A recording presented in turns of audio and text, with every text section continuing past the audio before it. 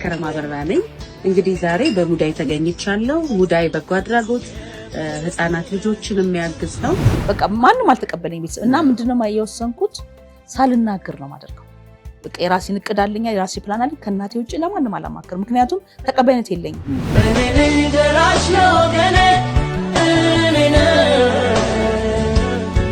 ባሌንም እዚህ ነው ያገኘሁት። እዚህ ሊያግዘኝ መጥቶ እዚህ ነው ያስቀረሁት።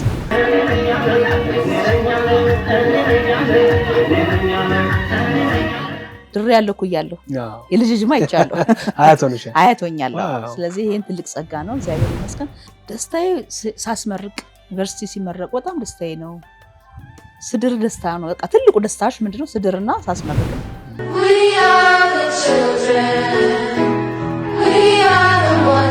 አንድ ነገር ልንገርሽ፣ ሲስተሙን ትፈልጊ ከሆነ ሲስተሙን ላስገባሽ፣ ያው እነሱም ስለነገሩሽ ሲስተሙን ላስገባሽ፣ አለበለዚያ ግን ሁለተኛ እንዳትመጪ እንዳትታቂ እንዳትጠሪኛል። ወዳጆች፣ ያንዳንድ ሰው ልብና ቀናነት በእጅጉ ይደንቃል። የዛሬ እንግዳችን ብዙዎች የድሆች እናት እያሉ ይጠሯታል። በባለፈው 25 ዓመታት ከ1000 በላይ ህፃናትን አሳድጋ ለቁም ነገር አብቅታ እስከ ልጅ ለማድረስም ችላለች። ብዙዎቻችሁ ታውቋታላችሁ፣ ሙዳይ በጎ አድራጎት። እንግዲህ የዛሬ ፕሮግራማችን እንግዳ ይቺው ልበቀና የበርካቶች የድሆች እናት እየተባለች የምትቆላምጠው ሙዳይ ትሆናለች። እንግዲህ ወደዛው እየሄድኩ ነው። ሰላም ሰላም፣ ጤና ይስጥልን። እንዴት ናችሁ? ሰላም ናችሁ ወይ? እንዴት ናችሁ? ሰላም ነው ወይ? እንዴት ናችሁ? ምንድነው ትርምስ ምሳሌ? አዎ እየለቀቅን ነው የመጣችው። ቦታ እየለቃችሁ ነው? ቦታ እየለቀቅን ነው። እንግዲህ 25 ዓመት የቆየንበት የኮተቤው ወደ አቃቂ ቃሊቲ እየገባን ነው ያለነው። እንዴት ናችሁ? ሰላም በሉታ። ደህና ናችሁ? እንዴት ነው? ደህና ናችሁ? እንዴት ነሽ? ደህና ነሽ? ማነው ስምሽ? ዳግም። ስንት ክፍል ነሽ? ኬጂ። ጎበዝ ነሽ? ነይ እና ይኸውልህ እንግዲህ እንደዚህ እየለቀቅን ያለ ነው። ትርምስምስ ቀጣይ ስትመጣ እንግዲህ ቃሊቲ ትጠብቃለህ። አቃቂ ነው አሁን ቀጣይ እዛ ነው ያለ ነው።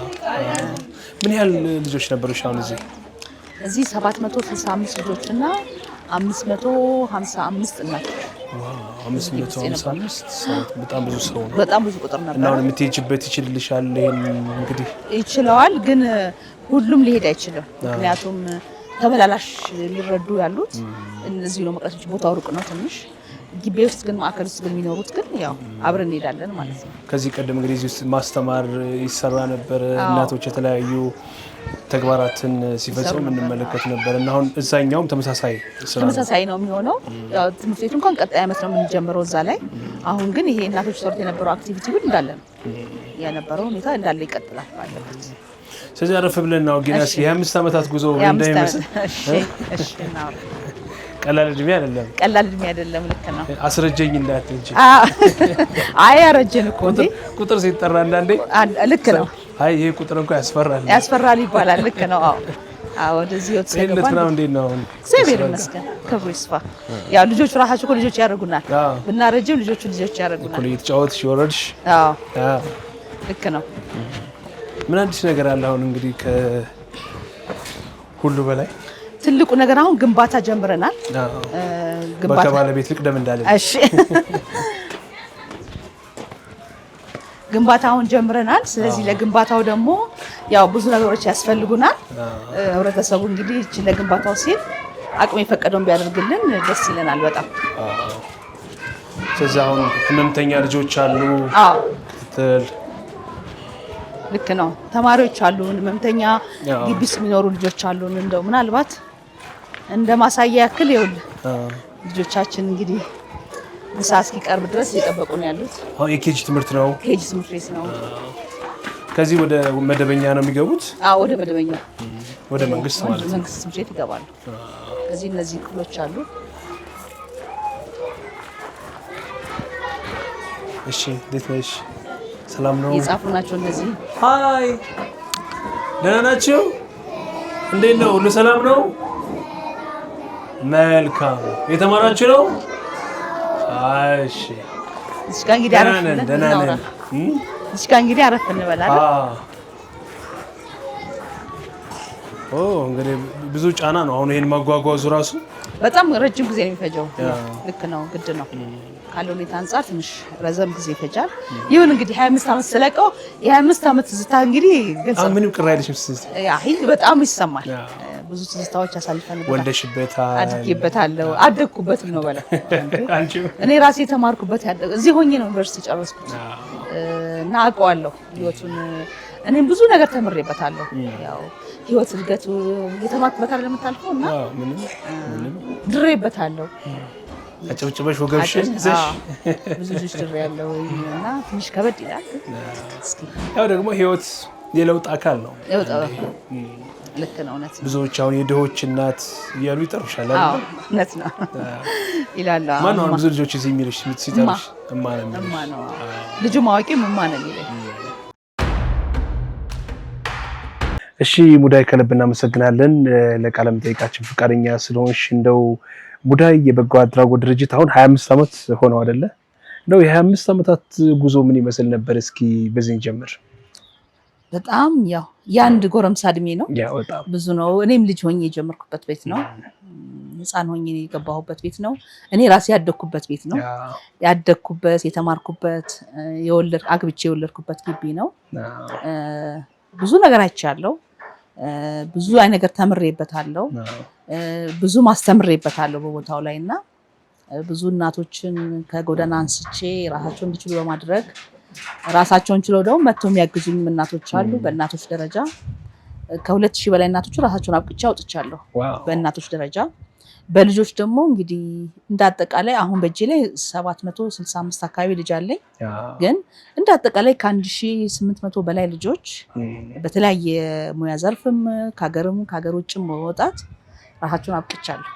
የ25 ዓመት ጉዞ ቀላል አይሆንም መቼም ያን ጎረምሳ እድሜ ነው እንዳልሽውና በእነዚህ 25 ዓመታት የእድሜ ሂደቶች ውስጥ መደሰት ይኖራል፣ ማዘን ይኖራል፣ የበጎ አድራጎቱ እንቅፋቶች ሊኖሩ ይችላሉ። እንደው እንዴት ተወጣሻቸው? ዛሬ ላይ እንዴት ደረሽ?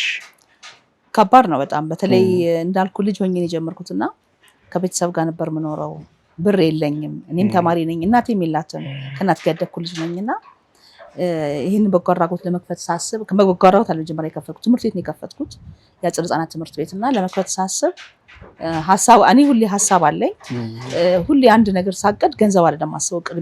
ቅድሚያ ሀሳቡን አውርጌ እንዴት ነው ማረገው ነው ብዬ ነው ማስበው። በኋላ ላይ ስለ ገንዘብ ማስበው እና በ15 ዓመቴ አንድ ትምህርት ቤት ላይ በጎ ፈቃደኛ ነበርኩ።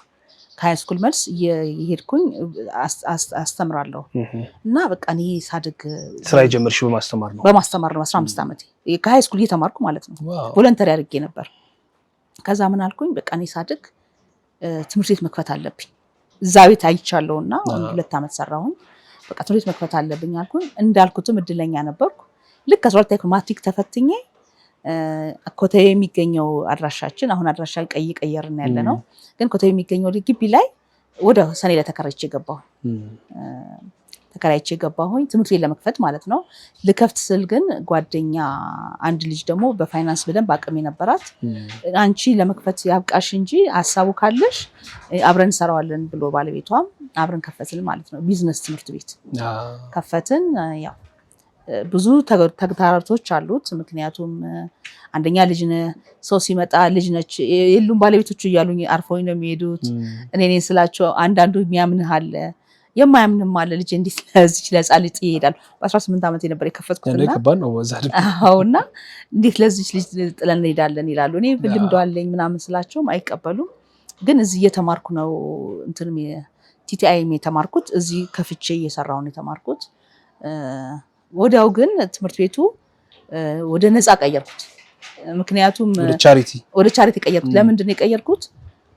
ስራ ጨርሼ ወደ ገርጂ ነበር የሚሄደው እና ብዙ ጊዜ እናትና ልጅ ስለምነው ያለው መንገድ ላይ እና ጠይቃቸዋለሁ። በዛን ጊዜ ህንፃ ይከፈላል።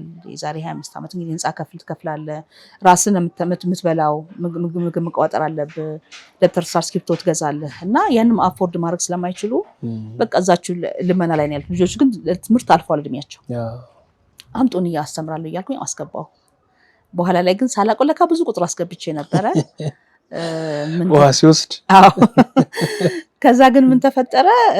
ወላጆች አወቁ። ነፃ እንደማስተምር የኔ ብጤ ልጆች እንዳስገባውና እንዴት የኔ ልጅ ከኔ ብጤ ጋር አብሮ ይማራል አሉ። ዋው ሌላ ደግሞ ችግር ሆነና ኮሚቴ አቋቁመው ምረጫ አሉኝ። ያው ደሃ መረጥኩ። ያው የመጀመሪያው ቻሌንጅ እዛ ጋር ነው የጀመረው። ከዛ ደሃውን እመርጣለሁ ስላቸው ወጥተው ሄዱ። ምናልባት በትምህርት ዓለም ታህሳስ ወር ላይ ማለት ከባድ ወር ነው ማለት ትምህርት በቃ በተጀመረበት ሰዓት ላይ ነውና አጋማሹ ላይ ነው። በቃ ሲወጡ ምን ላድርግ ለካ ቤት ክራይ ይባላል። ቤት ክራይ ከፍላለሁ። የአስተማሪ ደሞዝ ነበረብኝ። ይሄን ሶስት ብቻ ነው የወሰንኩት። ጓደኛዬ አልሰማችም፣ በሰዓቱ አልመጣችም ነበርና ከዛ በኋላ ችግር የለም እኔ እሰራለሁ፣ መስራት እችላለሁ ብዬ ወደ ስራ ዓለም ገባሁ። ያልሰራሁት አይነት ስራ የለም። ጎበዝ ነጋዴ ነኝ። ውሃም እሸጣለሁ። እስከ ውሃ መሸጥ ነው ንግድ ዓለም በጣም ጎበዝ ነኝ። ስራ ለመፍጠር ወደኋላ አልልም። ብዙ ስራዎች ነው የሰራሁት።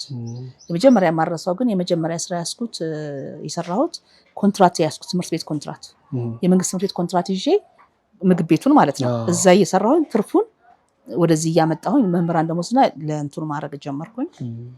ዶሮ አረባሁ። ዶሮ የመጀመሪያ ያረባሁት ያኔ ነው። ግቢ ውስጥ ዶሮ አረባሁ። በቃ የተለያየ እርሻ ወዳለሁ፣ ገበሬም ነኝ። ስለዚህ በቃ ያልገባሁበት ስራ አይነት የለም። ግን ብሩን ወደዚህ እያመጣሁኝ የዛን አመት ጨረስኩኝ። ጓደኛዬም አልቀጠለችም። አለመቀጠሏ ደግሞ ደስ አለኝ ለኔ፣ ምክንያቱም እንደ ልቤ እንድወስን አደረገኝ።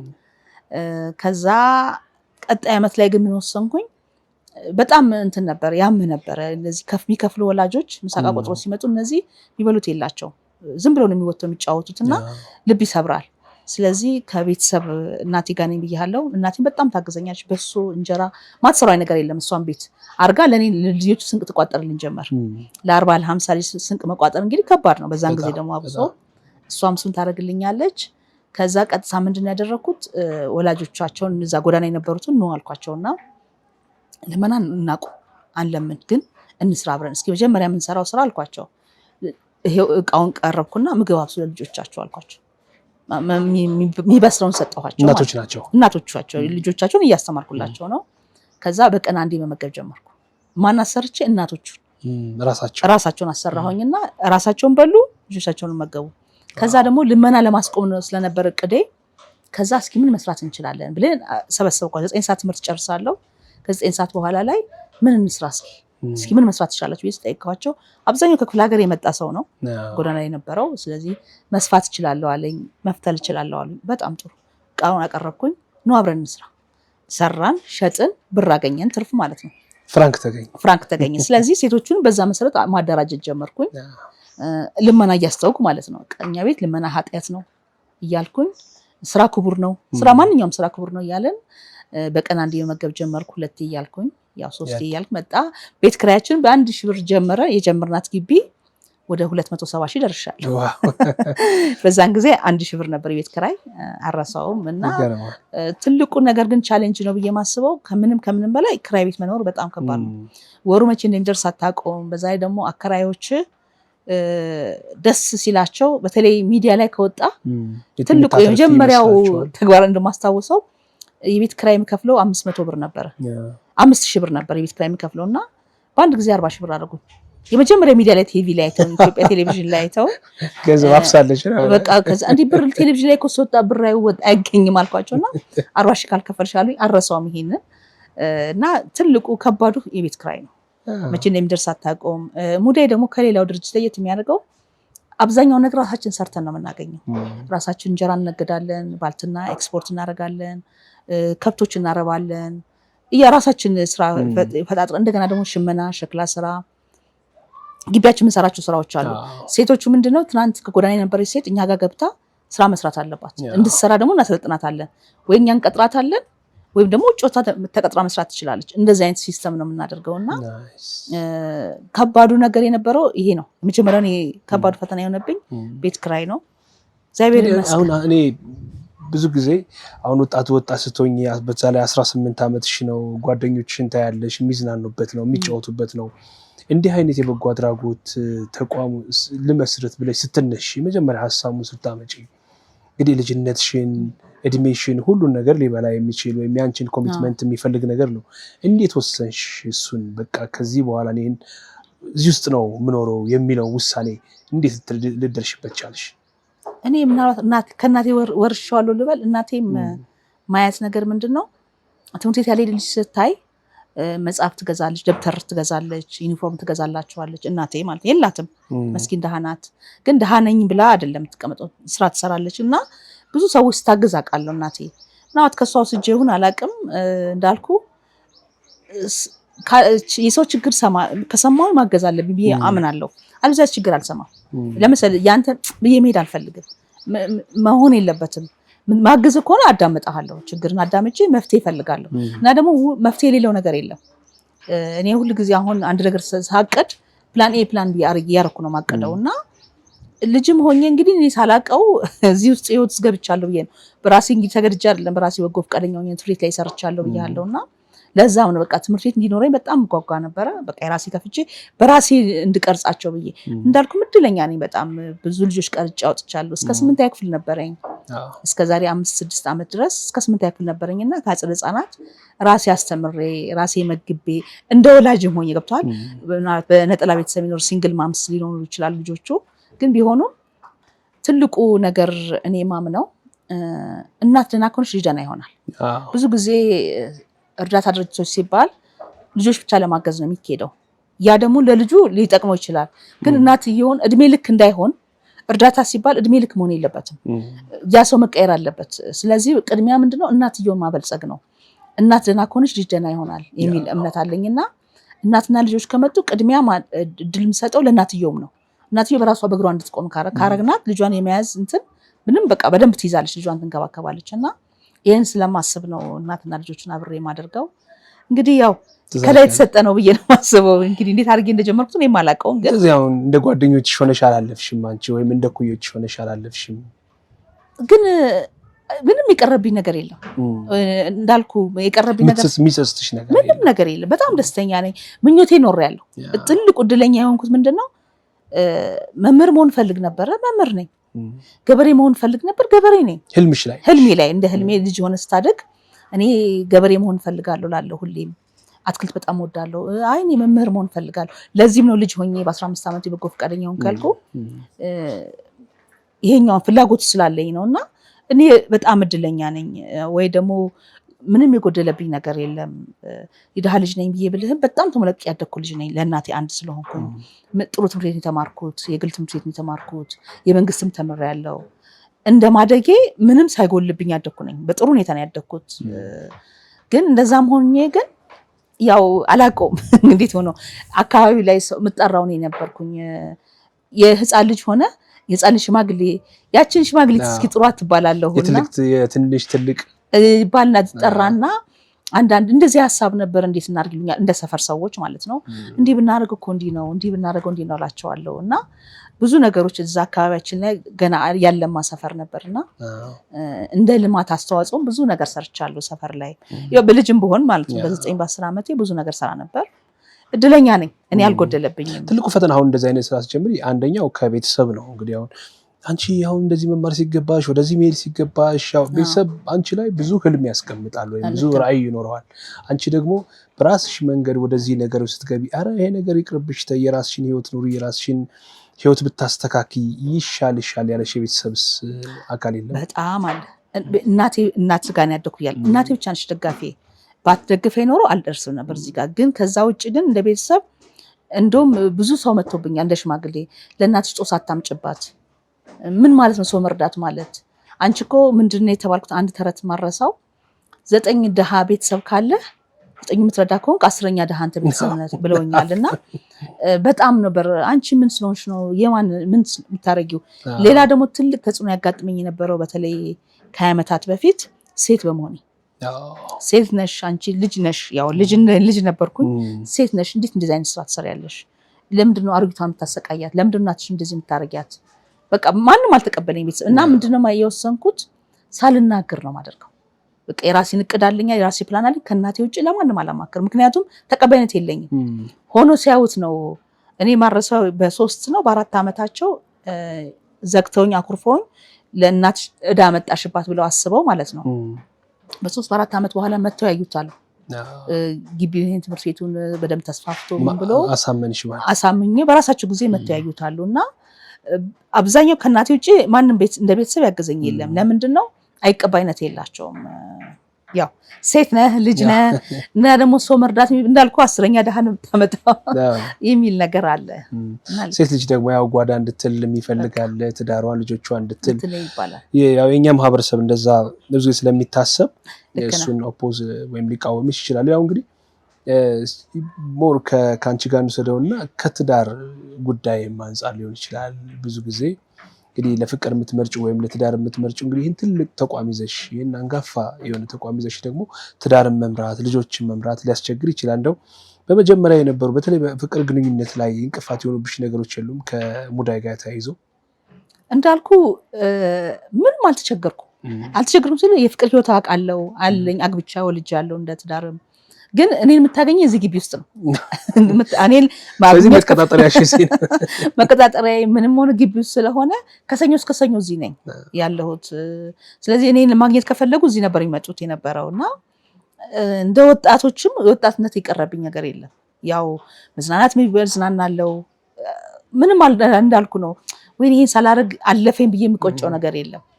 በጣም እድለኛ ነኝ ብያለሁ። ማለት ጎሎብኝ አይደለም እዚህ ውስጥ ያለው ተደስቼበት አምኜበት በቃ ያንቺ ደስታ ምንድነው ብለህ ብትለኝ ለምሳሌ ለኔ ምን መሰለ ህንጻ ቪላ ሰርተ ብትሰጠኝ አያስደስተኝም። ኦር ምን መሰለ ውድ መኪና ብትሰጠኝ ለኔ ደስታ አይደለም። የኔ ደስታ እዚህ ልጆች ላይ ግን ኢንቨስት ብታረግ በጣም ደስ ይለኛል። በሰዎች ላይ ህይወት ብታረገው ደግሞ አንድ ቀን አይደለም የምታየው። ለምሳሌ ዛሬ ስለሰጠህ ብር የልጅ ህይወት ተቀየረ ማለት እኮ አይደለም፣ ስራ አለው። እና የኔ ደስታሽ ምንድነው ልክ ልጄ ተመርቆ የምርቃቱ ቀን ያስደስተኛል። ልፋቴ ነው። እናትየዋ ትናንትና እዛ ምትበላዋታ ኩስስ ብላ ወድቃ የነበረች ሴት ራሷን ቀይራ ራሷን ጠብቃ ራሷ መሳደር ስትጀምር ያ የኔ ደስታ ነው። በቃ ትልቁ ደስታ ይሄ ነውና ያው ባሌንም እዚህ ነው ያገኘሁት። እዚህ ሊያግዘኝ መጥቶ እዚህ ነው ያስቀረውት።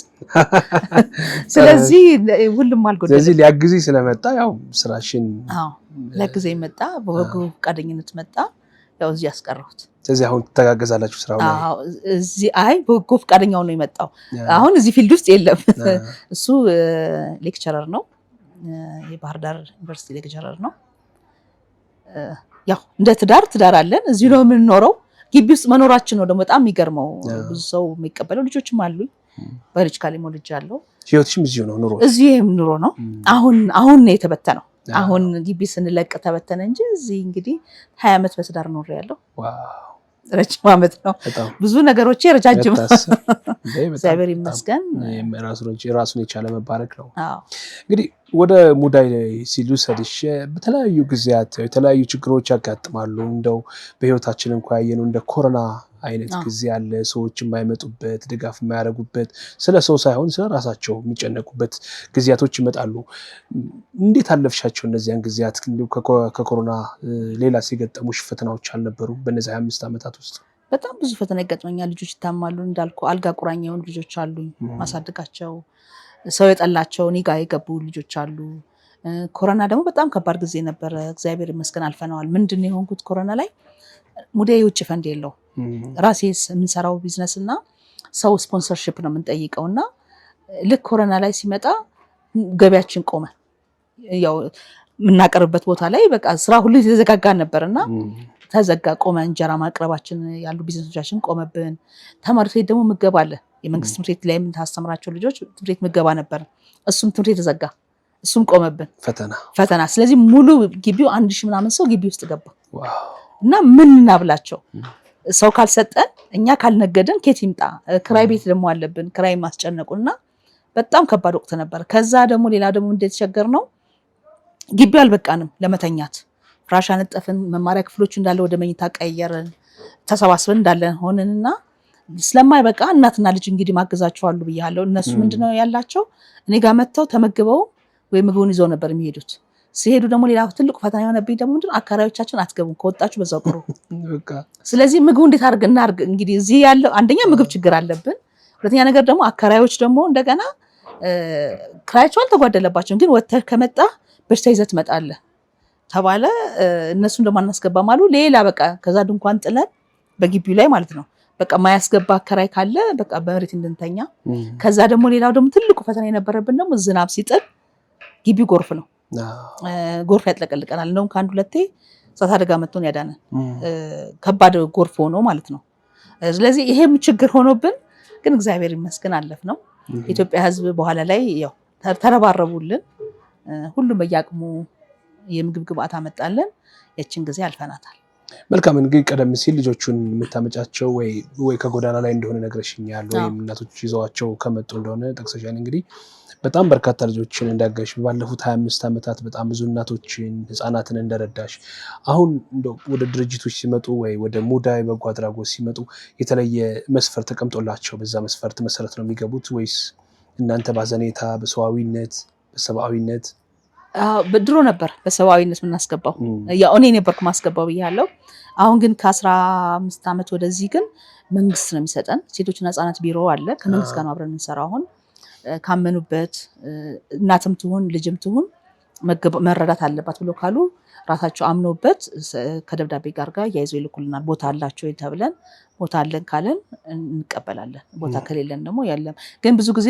ልጆችን ብዙ አንቀበልን ለምሳሌ ልጆች አድገው ቦታ መልቀቅ አለባቸው ለእናቶች እንኳን ችግር የለም 3 ወር 4 ወር እንትን ታረጋለህ ግን ለልጆች ግን ያው 12 ክፍል መጨረስ አለበት ዩኒቨርሲቲ ይባላል እና ልጆች ላይ ብዙ አንቀበልም ያሉት ማሳደግ ስላለብን ማለት ነው ሌሎቹን ግን እናቶች ላይ ግን እንቀበላለን ከመንግስት ጋር ነው የምንሰራው መልካም እንደው እስካሁን ስለረዳሻቸው ወይም በተለያየ ያበቃሻቸው እንግዲህ ወይ አንቺን አሁን እየረዱሽ ያሉ ስለነሱ ንገሪኝ በጣም ብዙ አሉ ድሬ ያለው ኩያለሁ የልጅጅማ ይቻለው አያቶኛለሁ ስለዚህ ይሄን ትልቅ ጸጋ ነው እግዚአብሔር ይመስገን በጣም ብዙ አሉ ታሪክ አላቸው እኔ ሁለት እህትና ወንድም የነበሩትን ታሪክ ለማውራት ያክል ታሪካቸው እንደውም ተናግሬ አላውቅም ዛሬ ነው የምናገረው ምክንያቱም ራሳቸውን ችለው አንዱም ውጭ ሀገር ልኬዋለሁ ለስራ አንዷም አለች እሷም ቆንጆ ስራ እየሰራች ነው እህትና ወንድም ናቸው ግን ታሪካቸው እንግዲህ ዛሬ 18 ዓመት ይሆናል ምንድነው የተፈጠረው ልጁ ህፃን ሆኖ ከእናት አለች እና እናትየውን እሱን ይዛን ነው የተቀበልኳት የዛሬ የ3 ዓመት ልጅ ይሆናል 2 ዓመት 3 ዓመት ልጅ ይሆናል ልጁ እኛ ትምህርት ቤት እዚህ አጸደ ህፃናት ስላለን እዚህ ያስገባሁት በኋላ ላይ እዚህ የተረዳ ያለ እናትየው ትንሽ ችግር ነበረባት የሱስ ልበለው የሴተኛ ዳሪ ህይወት በጣም ታጥቀና ልጁን በጣም ተጎዳ ተበደለ በተደጋጋሚ ምክር አረኩላት ምክንያቱም እሷ ይሄን ስራ ለመስራት ስለምትፈልግ ልጁ ውጭ ነው የሚያድረው እንትን ላይ በር ይዘጋበትና ውጭ ነው የምታድረው ብር እየመታው ነው የሚያድረውና በኋላ ላይ በቃ በጣም መከርኳት እንብስት ላይ በቃ ልጁን ወሰድኩት ከዛ ልጁን ይጋገባ ልጁ ጥሩ ሁኔታ እያደገ ያለ እህቱ እንዲህ ለሰው ተሰጣለች የሱ እህት ለሰው ተሰጣ ነበርና የያዟት ሰዎች በአዳም ልኮ አምላኪዎች ናቸው እና ምንድነው የተፈጠረው በአዳም ልኮ ሲያመልኩ ሲናደዱ አሉ ሰራተኛች የምትናገረን ሲናደዱ ሴትየዋ እቺ ልጅ ትጠራና ትደበደባለች ትነከሳለች የስንት ዓመት ልጅ ነበርች የ6 ዓመት ልጅ ትሆናለች እዛ ቤት 1-3 ዓመት ኖራለችና ልጅቷ ጀርባ የለም ጠባሳ በጠባሳ ነው ምክንያቱም በየቀኑ እንግዲህ ንዴት ማብረጃ ሆናለች እንግዲህ ለምን እንደምትነከስም ለምን እንደምትደበደብም አላውቅም ግን በጀርባዋ ላይ በቃ ብዙ ጥቃት ይደርስባታል ከዛ ይሄንን ያየች ሰራተኛ ትወጣና ለእናትየው ትነግራታለች እናትየውን ታገኛትና እናትየው ደግሞ እባክሽ ልጄን አድኛት ከፈለክሽ ብላ መታ ነግራ ብዙም እንዳልኩ ኬርለስ ነበርች እናትየው ከዛ ለኔ ሊሰጡኝ አይችሉም አንቺ ስለሰጥሻቸው ጠይቂያቸው አልኳት አንሰጥም አሉ በልጅ አንሰጥም አሉ ፍርድ ቤት ደረስን ክርክሩ በኋላ ላይ በፍርድ ቤት መረጃም ወጣ ያው ፎቶግራፍ መረጃ ልጅቷ እንደተጎዳች ሰባይ በጣም ጥቃት ደርሶባት ነበረ ልጅቷ ከዛ እኔ ጋር መጣች ያው አሸነፈን ማለት ነው መጣች እናትየው እንዳልኩ እንትኑን ቀጠለችበት ሴተኛ ዳሪነቱን ግን ብዙም ሳትጠብቅ ጤና አጣች ታማ በቃ እሷም ሌላ ቦታ ሄዳ አልጋ ቁራኛ ሆነች እናትየው ልጆቹ ግን እኔ ጋር ተምረው ጨርሰው ዩኒቨርሲቲ ጨርሰው በውጭ ሀገር በትምህርት ሳይሆን ለስራ አንዱ ውጭ ይገኛል እሷም በጥሩ ስራ እየሰራች ትገኛለች እናታቸውን አሁን እያገዟት ነው እነሱ እየጠየቋት እያገዟት ነው ያለው ይሄ አንድ ለየት ያለ ታሪክ ነውና ብዙ አይነት ታሪኮች አሉ ግቢው ላይ በጣም ብዙ ነው እንዳልኩ እያንዳንዱ ሰው እኔ ጋር ሲገባ አንድ ታሪክ ይዞ ነው የሚገባው አንዳንዴም ልትረሳው ሁሉ ምትችላል አሁን ድሮ እንደው በጣም ጎበዝ ነበርኩ ታሪኮች አረሳም አሁን ግን መርሳት እየጀመርኩ ነው ያው ግን መጽፎ ቢቀመጥ በጣም ጥሩ ነው እያልኩኝ እያሰብኩ ነው ያለሁት አንዳንድ ታሪኮች ያስፈልጉናል እንግዲህ አንቺም አሁን የልጆች እናት ነሽ ልጆች አብረው ነው እዚህ ነው የሚያገለግሉት ወይስ አብረን አብረው ይበላሉ? ያው ሁሉም ልጆች አንድ ናቸው። የተለየ ልጅ ለኔ ልጅ ብዬ ብለው የለም። ኢቭን ወልጄ እንኳን ለአጥባ ብዬ ካልመጣው በስተቀረ እኩል ነው። እኩል እንበላለን፣ እኩል እንጠጣለን። ከማሳደጋቸው ልጆች ጋር አብሬ ማለት ነው። አለየ ያው መለየት ካረከው ጥሩ አይመጣም። ተገድጄም አይደለም የምሰራው። ስለዚህ ፈልጌው ስለሆነ የምሰራው ከልጅ ልጅ አይለይም የሚል ነው እንትን ያለኝና አብረናቸው። እንግዲህ በ25 ዓመት ውስጥ ቀደም ሲል እንዳነሳ ነው አስደሳች ነገር ይኖራል፣ አሳዛኝ ነገር ይኖራል። ምክንያቱም ረጅም ጊዜ ስለሆነ እንደው ሙዳይ በጣም ያዘነችበት ቀንና ደግሞ ደስታን ያየደችበት ቅድም የነገርሽኝ አይነት ታሪኮች በጣም አስደሳች ታሪኮች ይኖሩ ይችላሉና እነዚህ ጊዜያቶች መቼ ይሆኑ? ደስታዬ ሳስመርቅ ዩኒቨርሲቲ ሲመረቅ በጣም ደስታዬ ነው።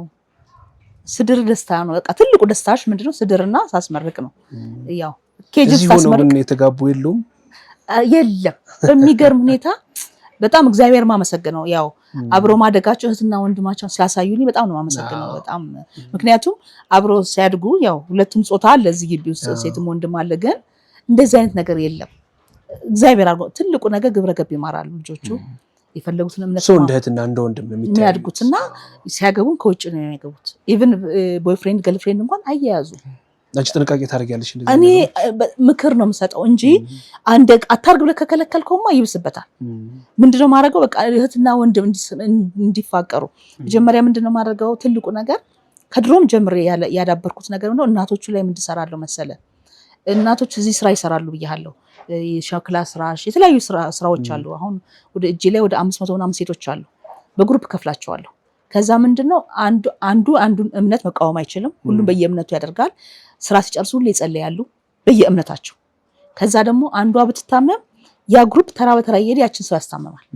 ቤቷን ሄዶ ያጸዳል። ስንቅ መውሰድ ካለበት ይወስዳል። በቃ የሆነ እንደ እድርም አትለውም። እድር ካረካው የሆነ ሰው ከሞተ ብቻ ነው የምትሰባሰበው። ይሄ ግን እንደዛ አይደለም። ክፉ ቀን ይጠበቃል። ይሄ ግን በየቀኑ ቡናቸውን አፍልተው አብረው እንዲመካከሩ አንቺ እረሷ እንደዚህ ሆናለች ሲባል ሆ ብሎ እንዲሄዱ ያ እናቶቹን ፍቅር ስናይ ሳደርጋቸው ልጆቹም ደግሞ ሳያውቁት ወደ እምነት ውስጥ እየገቡ ይመጣሉ። ወደ ፈሪሃ እግዚአብሔር።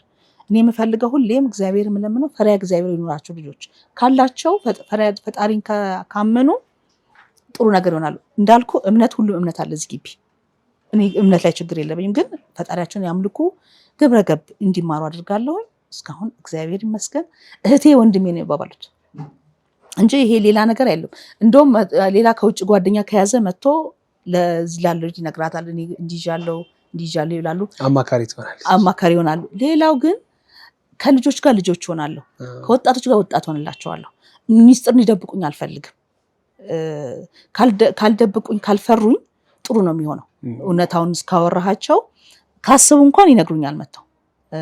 ይሄን ነገር ማድረገውና እግዚአብሔር ይመስገን። እንግዲህ ቤት ስታድጊ መቼም ያው ልጅሽን በተለያየ መንገድ ነው ትቆነጥጫለሽ፣ እንደው ትመክሪያለሽ። እዚህ ሙዳይ ውስጥ እንደዚህ አይነት ነገሮች አሉ። ያው እንደ እናትነት አዎ አሉ። ግን ደስ የሚል ስቀርብም እቀርባለሁ አልኩ አይደል? በፊት ያውቁኛል። ስቆጣም ግን ተቆጣሽ ከተባለ በቃ ሁሉም ብን ነው የሚለው። ዱላ ማንሳት አይጠበቅም። በግንባሬ ያቀኛል። ልጁ ማዋቂው በግንባሬ ነው የሚያቀኝና በቃ እቆጣለሁኝ። ከዛ ቁጣውን አይደግሙት አያስደግሙኝም። ደስ የሚል ነገር በቃ ወዲያው ይተዋሉ። ዱላ ላይ ብዙ ማለት ነው ሙዳይ እንጂ ፍቅርም ደግሞ እንደዛው ናቸው። ደስ የሚል እማ ነው ስሜ። ግቢስ ሁሉም እማ እያለ ነው የሚጠራኝ። ልጁ ማዋቂው እናቶቼም አባቶቼም ቢሆኑ እማ እያሉ ነው የሚጠሩኝ። ያው ጥሩ ፍቅር አለ ቤታችን። ያዘሽንበት እስኪ ብዙ ጊዜ ያው ያሳዝናል። መጀመሪያ እንደ ሁሌ የምናገረው ቤት ኪራይ ያሳዝነኛል። የመጀመሪያው ግቢን የለቀኩለት አሁን ይሄን ግቢ ስለቀው 25 ዓመት የኖርኩበትን ያሳዝናል። በጣም ከባድ ነው። ብዙ ትዝታ አለው፣ ብዙ እንትን አለው። ሌላ ደግሞ ያልጠበቅኩት አንድ ያዘንኩበት ለበዓል ቀን አንድ እናት አረፈችብኝ። ለበዓል ሁሉም ጓጉተው ነበርና ጾም ፍቺ ነው ፋሲካ ላይ አሁን ማለት ነው። አዎ ፋሲካ የዚህ ሳይሆን አልፏል ቀኑ 5-6 ዓመት ይሆናል። እና ፋሲካ ጾም ነው እንግዲህ ታውቃለህ። ጾም ላይ ሆነ አብዛኞቹ ደግሞ ይጾማሉ እዚህ ግቢና ጾማቸውን ለማስፈታት ስንል ድንገት አንድ እናት አረፈችብን። አንዳንዴ ከበድ ሲል እዚሁ አምጥቼ አስታምሜ ነው እንትን ማድረገውና አልጠበቅንም የሷ መሞት። እሷ ስትሞት ያው ፋሲካውን ሳናቀው አለፈ። ያው ፋሲካ የመከራ ጊዜ ሆነችብን እሱን አስተርሳለሁ አለ ብዙ የምታዝንበት ነገሮች ግን ፈጣሪ ይመስገን ላለማዘን በጣም ጥረት አደርጋለሁ ምክንያቱም ካዘንክ ብዙ ነገር ትጎዳለህ ፈጣሪ ይበላሻልና ፈጣሪ ሆይ እንደው አዘኑን አርቅልን የሚባለው እና እንደዚህ ነው ሆናለሁ ብቻ ብዙ አለ ብዙ ነው 25 ዓመት ቀላል አይደለም ብዙ ነገር ይኖራል አሁን እንደዚህ በተለይ ቻሪቲ ስራዎችን ሳስብኔ ወይም እንደዚህ ብዙ ሰዎችን ሰብስበው አንቺን ጨምሮ እንግዲህ ሌሎች በኢትዮጵያ ያሉ የበጎ አድራጎት ስራ የሚሰሩ ሰዎች በጣም የሚጨንቅ ጊዜ የሚያሳልፉ ይመስላል ለምሳሌ እጃቸው ላይ ብዙ ሰው አለ ቅድም እንዳልሽው አስቸጋሪ ጊዜዎች ይመጡና ምታበዩ ምታጠጫቸው ልታጭና ግራ ሊገባሽ ይችላል እንደዚህ አይነት ጊዜያቶች ገጥመውሽ አያውቁም አንቺ ሁሌ ነው ግን እኔ ጎበዝ ነኝ ብድር አልፈራም ትበደራለሽ ሙዴ ካልክ ብድር ላይ አለች ሁሌ ባንኮች ሂድ ማይክሮ ፋይናንሶች ሂድ በቃ ስሜ ያለ ሁሌ በቃ ብድር መጣሽ ደግሞ ልትበደር በቃ ግን ደስ የሚልን ፈጣሪ በጣም አመሰግነው የተሰጠኝ ከላይ የተሰጠኝ ስጦታ ነው ብዬ ማስበው ምንድነው አንተ ጋር አሁን ሳታቀኝም ግን ለማንኛውም አንድ ነጋዴ ብትሆን መፈልገው ነገር ለመግዛት ከመጣው ድቤ ወሰጂ ነው የምትለኝ አታቀኝም እኮ ግን አላቅም በቃ ወሰጂ ይሉኛል ግን አንድም ሰው ቀርቶብኝ አያውቅም ሁሌ እንደመለስኩ ነው ያው ብዙ ከጀምሮ እቁብ አድናቂ ነኝ ከልጅነት ጀምሮ እቁብ የሰፈር እቁብ ሰብሳቢ ነበርኩ በ10 ዓመት ጀምሬ እቁብ ሰብስብ ነበር እስካሁን ድረስ እቁብ አለ እንደገና ደግሞ እንዳልኩ ብድሮች ከባንኮችም ከማይክሮ ፋይናንሶችም ግን ስበደር ያው ማስያዣ አለ እግዚአብሔር ይመስገን ሰዎች ይሰጡኛል ቤታቸውን አምነው እንግዲህ ቤት የሚያክል እንግዲህ አምነ መስጠት ካልከፈልኩት እንግዲህ ሆድ ነው ያረኩት እዚህ አምጥቼ ለኔ ልጠቀምበት ሳይሆን ለልጆች ሆድ ነው ጦማቸው እንዳያድሩ ብዬ ነው እስካሁንም አንድ ቀን ጦማችን አድረን አናውቅም እግዚአብሔር ይመስገን ለሰጡኝም ቤታችን ሁሉ በጣም አመሰግናለሁ እንጂ በብድር ሸፍነዋለሁ እንደ በጎ አድራጎት ስራ ሙዳይ ሲሰራ ሰውን ልርዳ ብላ ነው ወይስ እንደው በላይ ወዲፊቱ ወይም በላይኛው ሰማይ ለሚኖር ጽድቅ ብላ ነው ለየትኛው ብላ ነው እኔ ሰው ልርዳ ይላኛውን አላቆም ሳላቆም አንዳንድ ጊዜ እንደመጠቀም የሚጠቀሙታል አንድ ጊዜ ምን አጋጠመኝ ምን አለሽ ነው ያለኝ የመጀመሪያ ጥያቄው ማለት አልኩት እኔ መጠቀሚያ ምንም አልኩት በክራይ ቤት ነው ያለሁት እንደገና ደግሞ እንደዚህ እየሰነገርኩና ለማን ዳብለሽ ነው አለ እኔ ልምከርሽና ሲስተሙን ላሳይሽና ተጠቀሚ አለኝ እንዴት ነው የምትጠቀመው እንዴ ከነግጆ መጠቀም ይችላል ለራሴ ቢዝነስ አለኛል በቢዝነስ እኮ መስራት ይችላል ስለው ጊዜ ያሳየኝ በህይወቴ እስካሁን ያ ህንጻ የተሰራ አይመስለኝም እዚህ ሀገር የቀረበው ህንጻ በጣም የሚያምር ህንጻ ዲዛይን ቻሪቲ ነው ሊሰራ የታቀደው ዲዛይን ማለት ነው በዛን ጊዜ የጠራልኝ ገንዘብ በሚሊዮንስ ዶላር ነው የጠራልኝ የት ነው ያለው አሜሪካ አካውንት ውስጥ ነው ያለው እና ይልሽ እንደዚህ አለኝ እንደዚህ ውስጥ ተቀምጧል ግን አሁንም ህንጻ በሰራው አለኝ ቀጥታ አከራይቼ ራሴ የምጠቀመው ልጆች ይበቃቸዋል ይሄ ካበላው ከጠጣው ነው ያለኝ ከዛ እኔ እንደዚህ እንዴት ይሆናል ቢያንስ ሌላውን ተወው አልኩት እኔ እንደራሴ ግን ፈጣሪን እንዴት ነው ስለው ጊዜ አንድ ነገር ልንገርሽ ሲስተሙን ትፈልጊ ከሆነ ሲስተሙን ላስገባሽ ያው እነሱም ስለነገሩሽ ሲስተሙን ላስገባሽ አለበለዚያ ግን ሁለተኛ እንዳትመጪ እንዳትጣቂ እንዳትጠሪኛል እሱ ይሻለኛል ቃላቅም አልጠራህም ብዬ መጣውና አንዳንድ ሰዎች ለራሳቸው መጠቀም ያደርጉታል ግን በዛ ምክንያት ደግሞ መልካም የሚሰሩ ብዙ ቻሪቲዎች አሉ አብሮ ነው የሚጨፈለቀው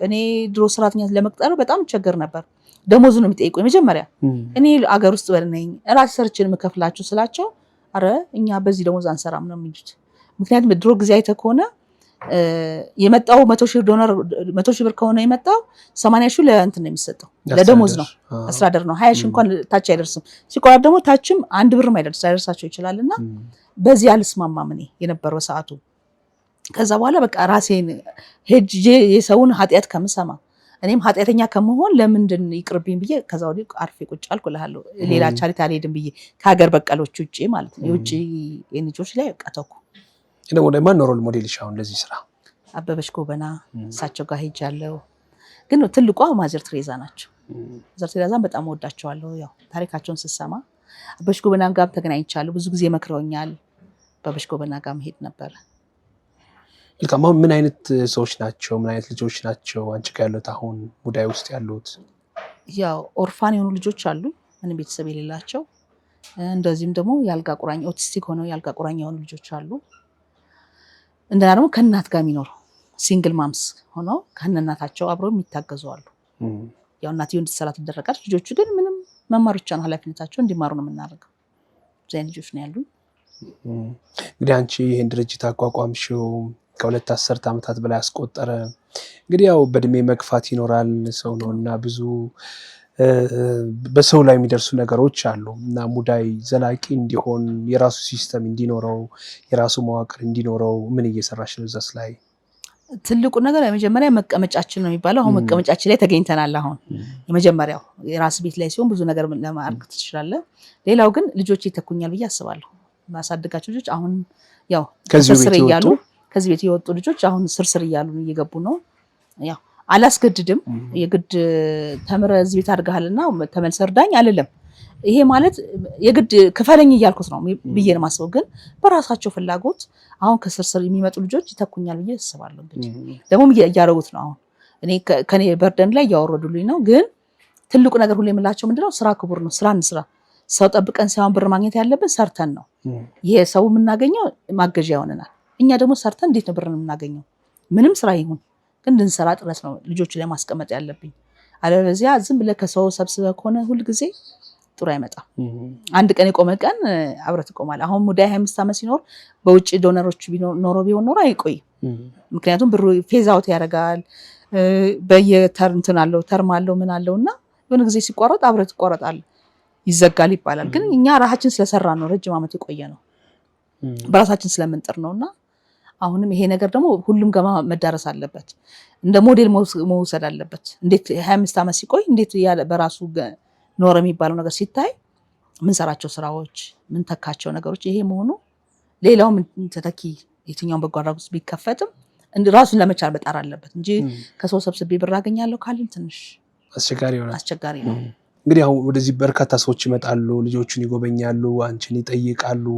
እንደው በእነዚህ ጊዜያት ውስጥ ያስደነቀሽ በስጦታ ሊሆን ይችላል እንደው ባልጠበቅሽ ሁኔታ ደስ ያሰኝ ሰው የለም? በጣም አለ። በጣም ብዙ ሰዎች አሉ። ግን በህይወቴ ሁሌ የምናገርላት አንድ ሰራተኛ አለች። ሰራተኛ ናት። ሰው ቤት ነው የምትሰራው። ሁሌ እኛ በዓላት ሲመጣ ክርስትና ምስልምናው አንድ እንቁላል አንድ ልጅ የሚል ፓኬጅ አለ እና ሰው አንድ እንቁላል ይስጠን ብቻ አቅሙ የፈቀደውን ያድርግልንና እኛም በዓል ደስ ብሎ እንድንውል ብዬ ሁሌ እናገራለሁና አንድ ጊዜ በሬዲዮ ሰምታ ሴትዮዋ ሬዲዮ ልክ ስገባ ሬዲዮ ላይቭ ነበር የሚተላለፈው። ሬዲዮ የበዓል ዋዜማ ነው መሰለኝ ተላልፎ ልክ ቤቴ ስገባ ሮጣ እንቁላል 3 ኪሎ ፍርኖ ዱቄትና 10 እንቁላል ይዛ መጣ ራሴን አገኘች እና ልክ ዝምጣ አሁን ሰምቼሽ ነው በሬዲዮ ብላ በጣም ነው ያደነኳት። ሽንኩርት እጄን የመጣሁት አለች።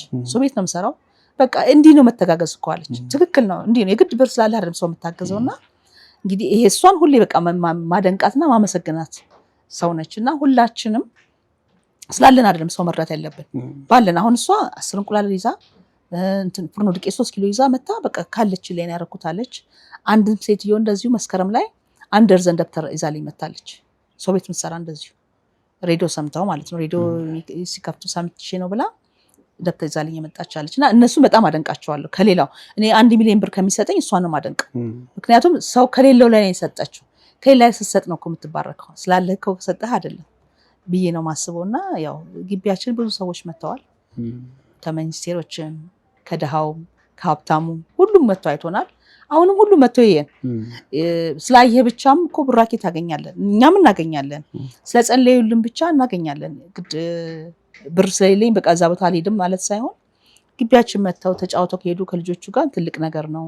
ባሉበት ሆነው ደግሞ ቢጸልዩልን ትልቅ ነገር ነው። ብራኬ እንዳናጣ ቤታችን ብራኬ ያለ አንድ ቀን ጦማችን አድረን አናውቅም። ይሄ ትልቅ ጸጋ ነው። ስለዚህ ብራኬ ስላለው ነው እና ይሄን ነው የምለው።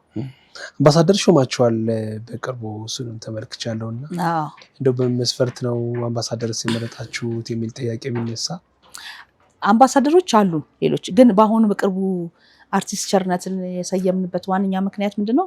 ግንባታ እየገነባን ነው። ለግንባታው ላይ ሙሉ ኃላፊነትን ወስዶ እንግዲህ በላይቭም ይሁን በቲክቶክም ይሁን በምኑም በየሄደበትም በፊልሙ ለኛ ብር ለማሰባሰብ ህንፃ መንገንባት እንግዲህ ከባድ ነገር ነውና ለሱ ብሎ ራሱ መስዋዕት ከፍሎ ካለችው እንግዲህ ያው አክተሮች ሲባል ብዙ ጊዜ እናውቀዋለን። አንድ ፊልሙ ጋር ይሮጣሉ፣ አንዴ ምኑ ጋር ያደርጋል። ያንን አካቶ ነው እንግዲህ አብቃቅቶ እኛ ጋርም ለየትኛውን ቀን እየሰራለን ያለውና በዚሁ አጋጣሚ እሱንም አመሰግነዋለሁ። እሱን ሾመናል። መልካም። አሁን ምን አይነት ተግባራት ናቸው በሙዳይ በጎ አድራጎት ውስጥ የሚከናወኑት? ህፃናት ሲማሩ አይቻለው ቀደም ሲል እናቶችን አይቻለውና ምን አይነት ተግባራት አሉ? ልክ ምገባ አለ ማዕከሉ ላይ ቁርስ ምሳላትን እንመግባለን። እንደዚሁም ደግሞ ትምህርት ቤት አለው። የእጅ ስራዎች የሚሰሩበት አክቲቪቲዎች አሉ፣ ብዙ አሉ አክቲቪቲዎች። ያው ኑሮም አለበታ እንደምን የምናሳድጋቸው ልጆች አሉ። ይሄ ነው ትልቁ ነገር። ደግሞ አዛውንቶች፣ ትልቅ ሰዎች መጥተው ተመግበው ይሄዳሉ። ምሳ ሰዓት ላይ መምጣት የሚችሉ ተመግበው ይሄዳሉ። መምጣት የማይችሉ ደግሞ ምሳቃ እንቋጥራለን። ምሳቃ መቋጠር ጀምረናል። 1 አመት ሊሆነን ነው። አልጋ ላይ ለተኙ ትልቅ ሰዎች ከኛ ከምንበላው እናካፍላቸዋለን፣ እነሱም እንሰጣለን።